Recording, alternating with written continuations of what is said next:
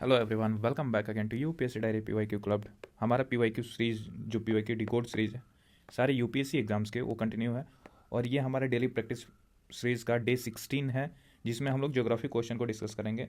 और हमारा कौन सा पेपर होगा यहाँ पे, सीडीएस का जो 2022 का पेपर होगा उसमें भी कौन सा जो सेकंड वाला हुआ था वो पेपर को हम लोग डिस्कस करेंगे अभी, और देखेंगे कि कैसा वो फ्यूचर ईयर क्वेश्चन बन सकता है उसके रिगार्डिंग। नाउ आप इस पीडीएफ को सेल्फ प्रैक्टिस के लिए टेलीग्राम ग्रुप से ज्वाइन कर सकते हो। यहाँ पे टेलीग्राम ग्रुप है, इसको ज्वाइन कर सकते हो। उसमें एक सेक्शन है क्रैक सीडीएस एनडीए 2026। यहाँ पे पीडीएफ डाउनलोड करना, फिर उसके बाद से मैं जस्ट कुछ समय बाद से उसका वीडियो एक्सप्लेनेशन दे देता हूँ, तो आप वहाँ से आंसर भी मैच कर सकते हो। सारे आंसर ऑफिशियली वेरीफाइड है। सिर्फ यहाँ पे क्वेश्चन और आंसर सॉल्विंग नहीं हो रहा है, यहाँ पे उस क्वेश्चन के रिगार्डिंग क्या सही है क्या गलत है, क्यों बाकी ऑप्शंस गलत हैं, बाकी ऑप्शन में वैल्यू एडिशन क्या हो सकता है, फर्दर कोई अगर ट्रिक है किसी क्वेश्चन से रिलेटेड, तो वो सारी चीज़ें डिस्कस हो रही है within a one video and that too absolutely free. तो अगर आप फॉलो कर रहे हो प्रीवियस वीडियो से तो आपको पता है कि कितना इन्फॉर्मेटिव रहता है लेक्चर्स। यहाँ पे ये देखो कि ये सारे पिक्टोरियल, सारे क्वेश्चन को पिक्टोरियल डिस्कस किया गया है। यहाँ पे कुछ वैल्यू एडिशन भी कराया गया है, ठीक है। और ये सब कुछ एकदम माइंड मैप में पूरा तरह से क्लियर हो सकता है। यहाँ पे देख लो कि कैसे ट्रिक भी बताया गया है, तो यही सारे वीडियोस में ही यही हुआ है, राइट। और देखते हैं, अभी स्टार्ट करते हैं हमारा आज का सेशन। ये है सीडीएस एग्जाम 2022 का जो सेकंड पेपर हुआ था उसका ज्योग्राफी का क्वेश्चन। फर्स्ट क्वेश्चन है यहाँ पे कि which of the following is a tributary of Barak river in Manipur. आपको पता है कि हम लोगों ने प्रीवियस डिस्कशन में बहुत बार बराक रिवर का मेंशन किया हुआ है और उसके हम लोगों ने क्वेश्चंस को देखे हैं, ठीक है। तो अगर वो वहाँ पे देखे रहते इसके पहले वाले जो भी प्रीवियस ईयर क्वेश्चन का डिस्कशन किया था, तो ये क्वेश्चन बहुत इजी होता है इस साल के पेपर में। और सिमिलरली आगे ऐसे ही क्वेश्चंस आ सकते हैं, तो वहाँ पे भी आप करेक्ट कर लोगे अगर अभी से फॉलो करोगे इसको, राइट। तो कह रहे कि बराक रिवर का ट्रिब्यूटरी कौन है, तो बराक रिवर का ट्रिब्यूटरी बेसिकली इसमें धालेश्वरी रिवर जो है वो बराक रिवर की ट्रिब्यूटरी है। और जो बाकी रिवर आप देख रहे हो सुवर्णश्री, धनश्री और मानस, ये जो है ब्रह्मपुत्रा की ट्रिब्यूटरी है, ठीक है।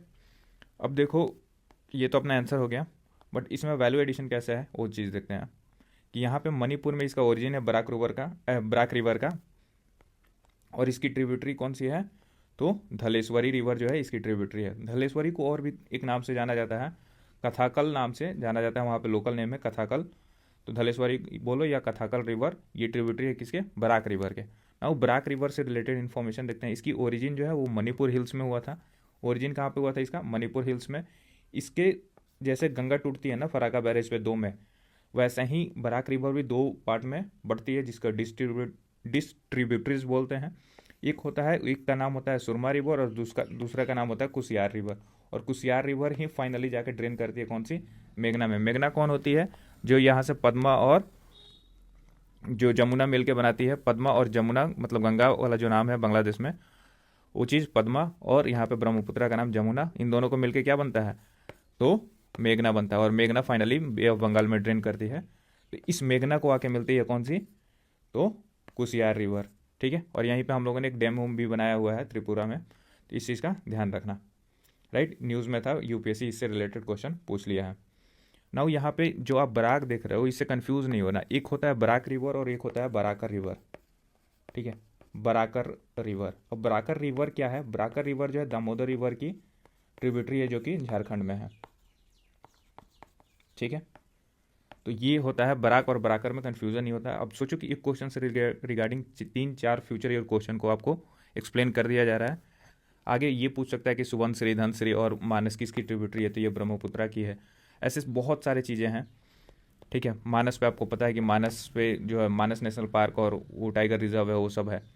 तो यही सब इन्फॉर्मेशन एड ऑन होगा फर्दर कमिंग क्वेश्चंस में, तो do watch till the end. Now third number question कह रहे हैं कि which type of vegetation will you find on a way you travel from Bikaner to Konark by road और by the shortest distance. आपको road से जाना है कहाँ से, बीकानेर से कोणार्क तक, और वो भी शॉर्टेस्ट डिस्टेंस। तो कौन से टाइप ऑफ वेजिटेशन आपको देखने को मिलेगा। अच्छा तरीके से क्वेश्चन को फ्रेम किया गया है। यहाँ पे देखो बीकानेर आपको पता है कि ये राजस्थान में है, राइट। और राजस्थान में कौन से टाइप ऑफ क्लाइमेट वहाँ पे देखने को मिलेगा, ये वेजिटेशन, तो एरी टाइप एरी टाइप ऑफ वहाँ पे वेजिटेशन देखने को मिलेगा, राइट। कोणार्क में, कोणार्क कहाँ पे है, ये उड़ीसा में है, और यहाँ पे मैंग्रोव टाइप पे कोस्टल एरिया है, तो मैंग्रोव टाइप ऑफ वेजिटेशन देखने को मिलेगा। तो कुछ भी हो बीच रास्ते में, पहले तो हमें स्टार्ट तो एरिड से ही होगा ना, और ख़त्म कहाँ पे होगा, मैंग्रोव्स पे। अब यही हम देख लेते हैं ऑप्शन में कहाँ पे है कि कहाँ पे एरिड या डेजर्टी टाइप ऑफ वेजिटेशन देखने को मिले।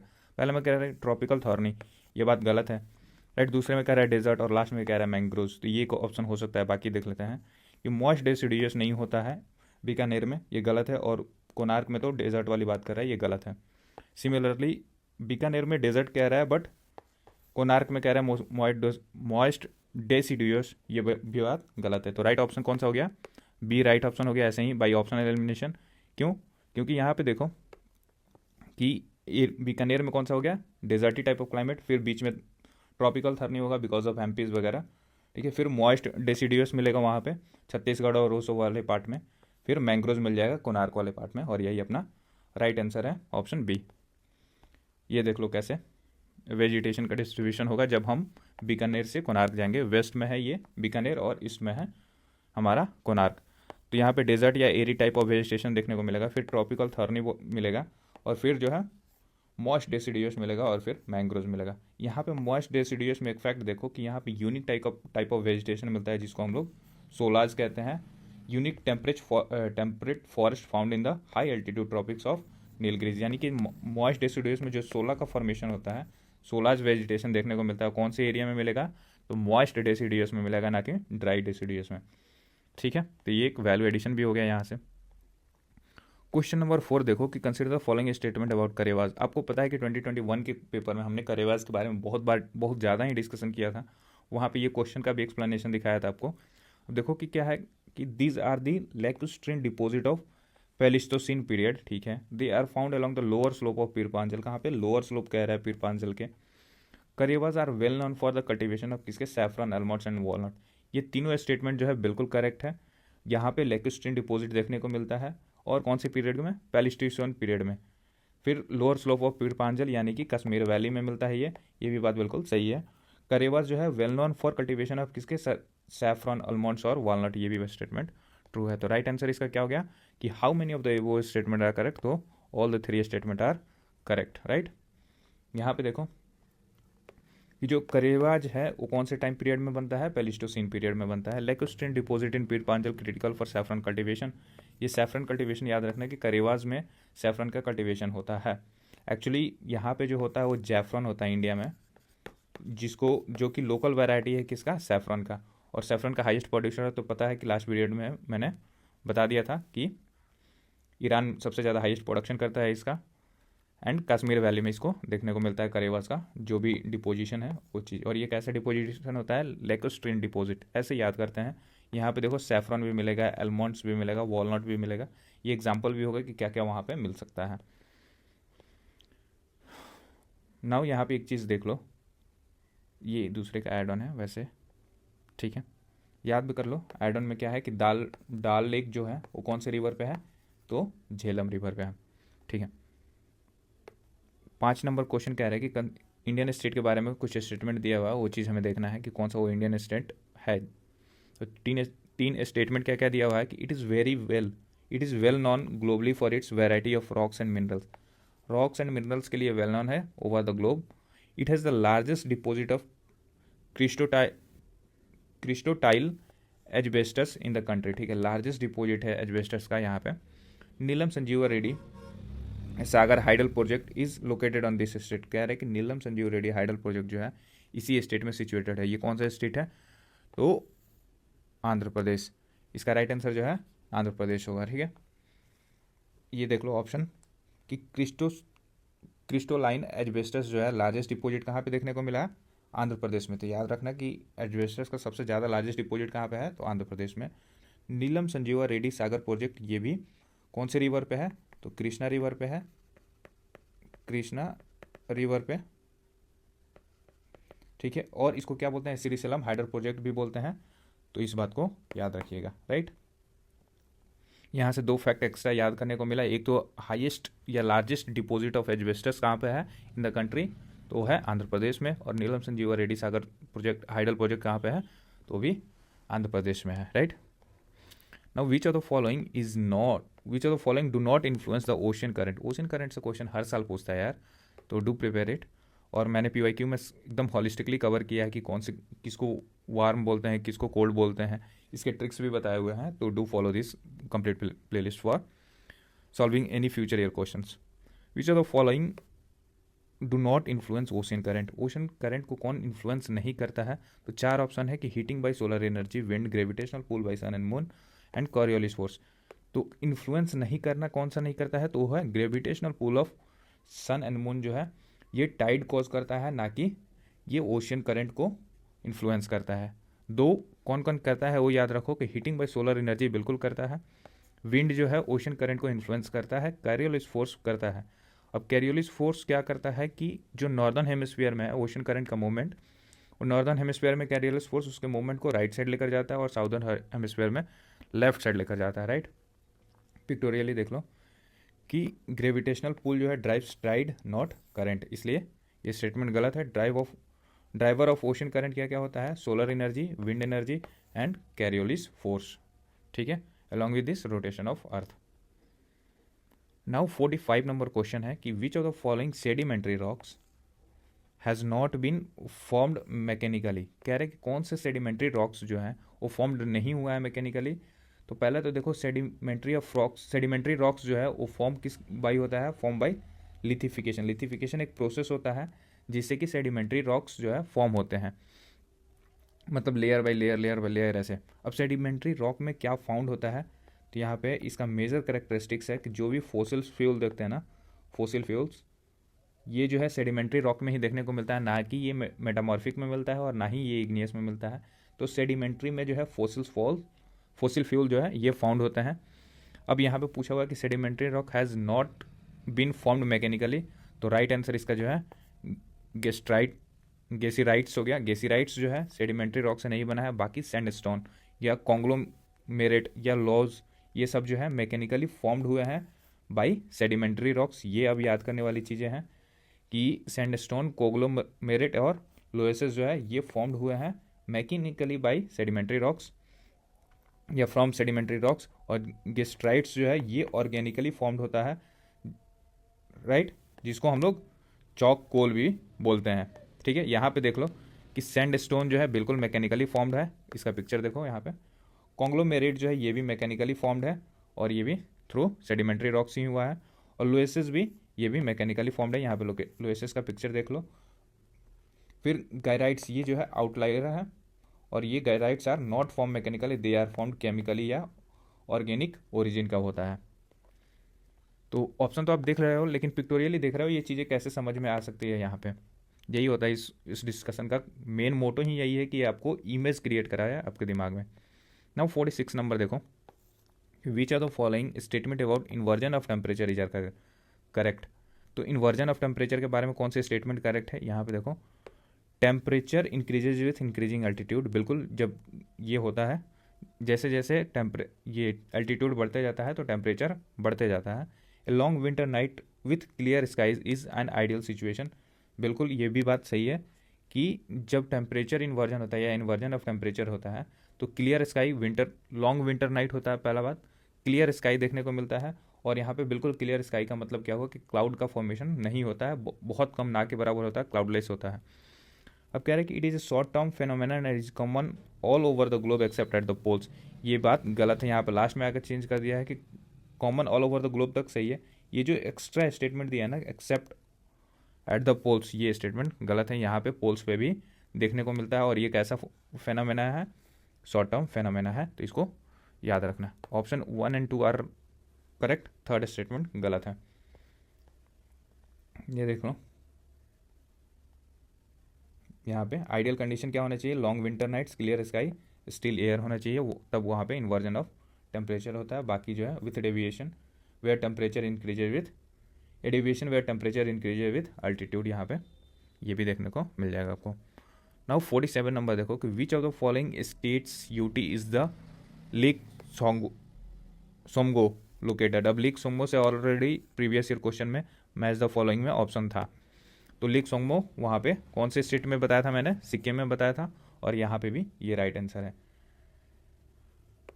लद्दाख वाला तो आपको पता है ना, पोंग चोंगबोंगबो या सो मोरोरी सोमरोरी ये सब जो है लद्दाख में देखने को मिलता है। तो यहाँ पे देखो लेक सुंगमंगो ये कहाँ पे है, लेक सिक्किम में है। ठीक है, 48 नंबर जो है, which of the following statement about the coast of India is correct. The west coast of India is a high rocky retreating coast. ठीक है, ये स्टेटमेंट बिल्कुल सही है कि वेस्ट कोस्ट जब इंडिया का है ये हाई रॉकी होता है एंड रिट्रीटिंग कोस्ट है। ये ध्यान रखना कि ये रिट्रीटिंग कोस्ट है। वेस्ट कोस्ट ऑफ इंडिया जो है dominated by erosional landform, yes बिल्कुल बात सही है। The east coast of India however is a low sedimentary coast exhibiting depositional forms. तो देखो जब इरोजन होगा तो कहीं ना कहीं डिपोजिशन भी होगा, और यही बात कह रहा है कि I am sorry, west coast जो है डोमिनेटेड बाय इरोजनल लैंडफॉर्म, ये बात सही है। ईस्ट कोस्ट में यहाँ पे क्या होता है कि ये एक लो सेडिमेंट्री कोस्ट है, और यहाँ पे कैसे फीचर देखने को मिलते हैं, डिपोजिशनल फॉर्म ऑफ फीचर देखने को मिलता है। तो वेस्ट कैसा है, इरोजनल है, और ईस्ट कैसा है, डिपोजिशनल है।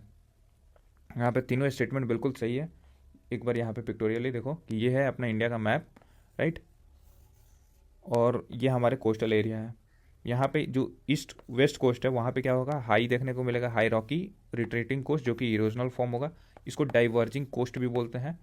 और जो ईस्टर्न है, ईस्टर्न इलाका, यहाँ पे लो सेडिमेंट्री कोस्ट देखने को मिलेगा, डिपोजिशनल फीचर है यहाँ पे, ये इमर्जिंग कोस्ट है। ठीक है, ओके। 49 नंबर कह रहे हैं कि which of the following state and UT has the largest area under the coral reef in India. कौन सा स्टेट एंड यूटी में लार्जेस्ट एरिया है under the coral reef in India, तो वो है अंडमान एंड निकोबार आइलैंड। तो ये एरिया के बेसिस पर दिया है। ठीक है, कुछ है नहीं। अब देखो यहाँ पे कहाँ कहाँ कोरल रीफ मिलता है वो चीज़ देख लो कि अंडमान एंड निकोबार में कोरल रीफ मिलता है, लक्षद्वीप में भी मिलेगा। ठीक है, और कौन से ऑप्शन है, तमिलनाडु के कॉर्नर पे भी मिलेगा जहाँ पे पाक स्टेट और वो सब चीज़ें देखने को मिलेगा, गल्फ ऑफ मन्नार के आसपास। ठीक है, दो जगह नहीं मिलता है, कहाँ पे नहीं मिलता है, ये गुजरात में जो गल्फ ऑफ खाम्बात है वहाँ पे देखने को नहीं मिलता है, और सुंदरबन जो इलाका है वहाँ पे नहीं देखने को मिलता है क्या, कोरल रीफ्स। ठीक है, क्योंकि वहाँ पे फास्ट फ्लोइंग ऑफ रिवर का फ्लो होता है और इसकी वजह से कोरल का फॉर्मेशन ईजी नहीं हो पाता है। Next few questions let's see कि the atmosphere of planet Venus, atmosphere of planet Venus is made up of thick and yellowish cloud of. कह रहे हैं कि जो प्लेनेट वेनस है उसको हम लोग, वो थिक है और येलोइश क्लाउड का बना हुआ है, और ये किस येलो कलर होना और थिक होना ये क्यों होता है, बिकॉज ऑफ वहाँ पे बहुत ज़्यादा सल्फ्यूरिक एसिड उसके एटमोसफेयर में है, इस वजह से।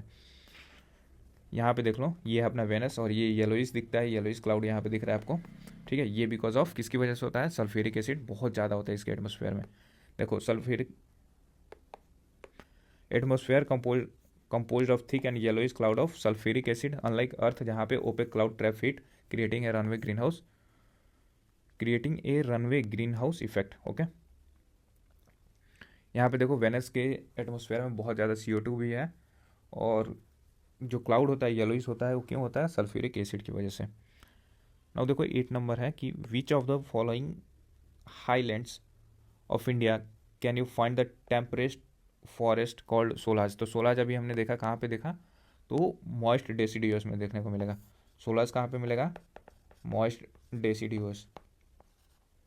ठीक है, मॉइस्ट डेसिडियोस में, और ये इलाका मॉइस्ट डेसिडियोस फॉरेस्ट कहाँ पे आपको देखने को मिलेगा, वो भी टेम्परेट वाला, तो नीलगिरी में देखने को मिलेगा। नीलगिरी हिल्स है वहाँ पे मॉइस्ट डेसिडियोस देखने को मिलेगा। ठीक है, यहाँ पे इस सोलाज जो बोलते हैं ना, टेम्परेट फॉरेस्ट सोलाज जो बोलते हैं, उसको वेस्टर्न घाट में मोन्टेन फॉरेस्ट भी बोलते हैं। तो अगर सोलाज ना देकर मोन्टेन फॉरेस्ट पूछ लें तो ये है कहाँ पे, तो नीलगिरी हिल्स, और ये सोलाज और मोन्टेन एक दूसरे के कम्प्लीमेंट्री और सप्लीमेंट्री हैं। नाउ यहाँ पे एक ऑप्शन है कि पिंगोज जो है are associated which type of following process, which one of the following processes. तो ये जो है पेरी ग्लेशियल फीचर है या इससे एसोसिएटेड है पिंगोज। पिक्टोरियली देखते हैं कि क्या है ये पिंगोज। क्या होता है कि ये जो है जब आइस होता है, आइस मतलब बहुत सारे, लेट से कि विंटर सीजन में आइस काफ़ी ज़्यादा वहाँ पे बर्फबारी हुई और आइस का सबमिशन हो गया, मतलब बहुत ज़्यादा जम गया आइस। उसके ऊपर से क्या हुआ कि गर्मी के सीज़न में अब थोड़ा सा विंड होना, डस्ट के आने की वजह से जो आइस के ऊपर जो है वो प्रॉपर फॉर्मेशन हो जाता है किसका, एक थिक लेयर का, या ऐसे बोल सकते हो मिट्टी के लेयर का। और ऐसे इन्वायरमेंट को कौन सा परमाफ्रॉस्ट इन्वायरमेंट बोलते हैं, इसको पेरी ग्लेशियल लैंडफॉर्म भी बोलते हैं। मतलब आइस के ऊपर जब ऐसा फॉर्मेशन हो जाता है लैंडफॉर्म का, तो उसको पिंगोज बोलते हैं। ये थोड़ा सा अपर एरिया है, क्योंकि आइस का जमावड़ा कहाँ पे होगा, कुछ एरिया तक उठेगा ना वो, वैसे। और ये सब रीजन पिंगोज कहाँ देखने को मिलता है, आर्कटिक रीजन, रशिया वाला जो इलाका है वहाँ पे देखने को मिलेगा। तो पिंगोज याद रखना ना, ये ग्लेशियल फॉर्मेशन नहीं है, ये पेरी ग्लेशियल फॉर्म है ये लैंडफॉर्म का। Now drainage pattern of river, drainage pattern of river कैसा और उसके फीचर्स उसके बारे में बताना है। इन सीक्वेंट, कॉन्सिक्वेंट, सब सीक्वेंट और रीसीक्वेंट। इसमें राइट ऑप्शन जो है हम लोग मैच करते हैं अभी।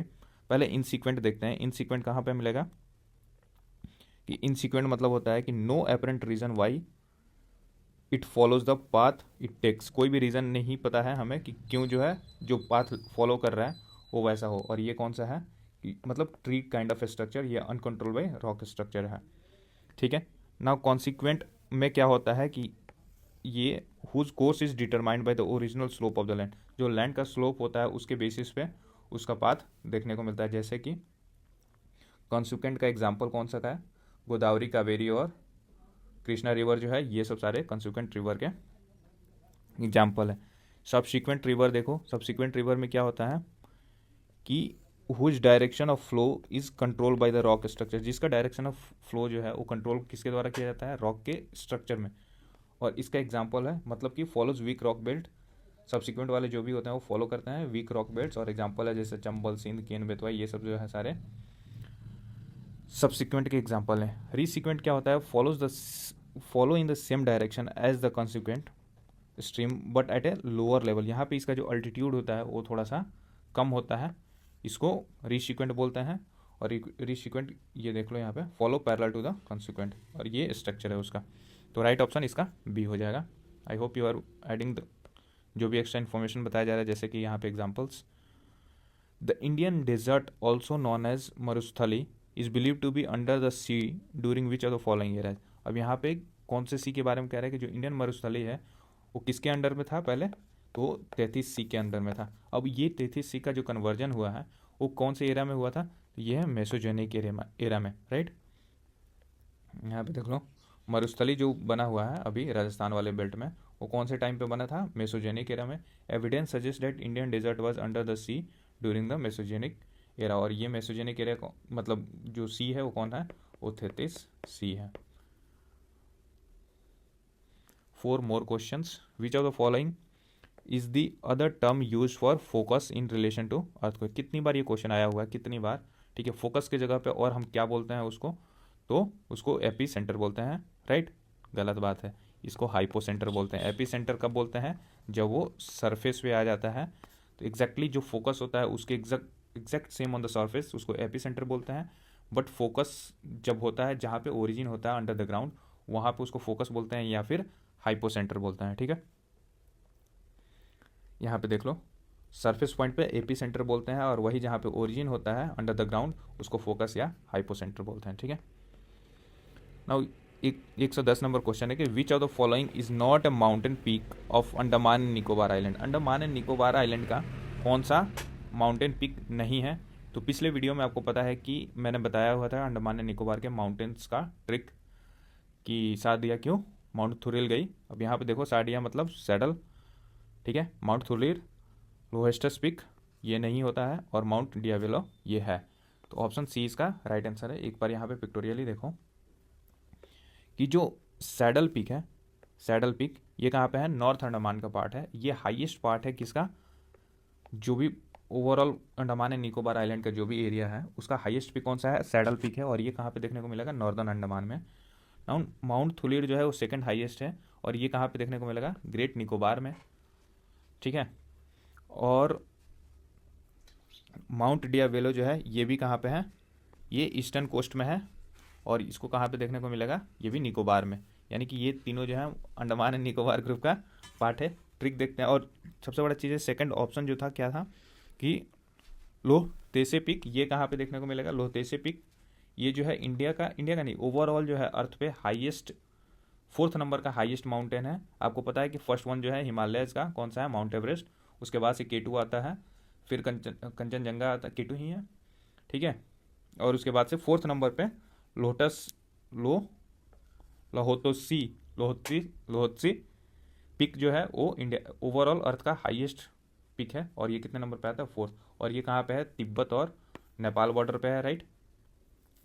अब जो यहाँ पे मैंने बताया था अंडमान एंड निकोबार ग्रुप का, उसका ट्रिक मैं बता देता हूँ क्या है। ये सा दिया क्यों, माउंट थुलिर गई, इसका क्या मतलब है कि सा से ये जो है, सा से ये कौन सा है, सैडल पीक, ठीक है, सबसे टॉप पे है, नॉर्दर्न अंडमान में यहाँ पे देखने को मिलता है। दिया क्या है, डियावालो, और ये जो है मिडिल अंडमान में देखने को मिलता है। यहाँ पे मैपिंग जो है वो थोड़ा देखना कि डियावालो जो है यहाँ पे है, इस चीज़ को कंफर्म करना, ठीक है।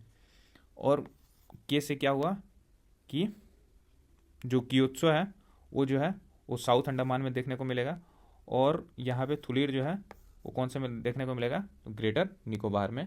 और यहीं पे ये सा दिया क्यों, अब ये माउंटेन्स के बारे में बात कर रहा है, ये थुलीर जो है और गई, ये दोनों जो है प्रॉपर माउंटेन का नाम है, राइट। 11 नंबर है कि क्लाउड फॉर्म और उसके कैरेक्टरिस्टिक्स के बारे में बताना है। बहुत बार क्वेश्चन क्लाउड रिलेटेड आ चुका है। तो cirrus cloud, cumulonimbus cloud, nimbostratus cloud, stratus cloud.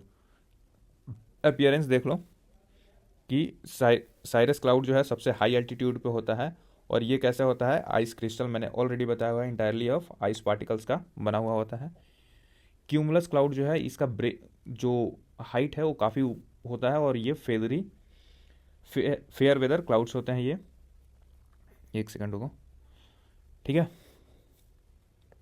ये फेयर वेदर क्लाउड्स होते हैं। निम्बो स्टेटस मैंने ऑलरेडी बताया है कि निम्बो और स्टेटस यानी कि ये लो क्लाउड होंगे यहाँ पे, और निम्बो मतलब रेन बियरिंग क्लाउड होगा, ठीक है। तो कौन सा है, हाई फॉग लो सीलिंग, ये नहीं होगा, वही तो मैंने बोला।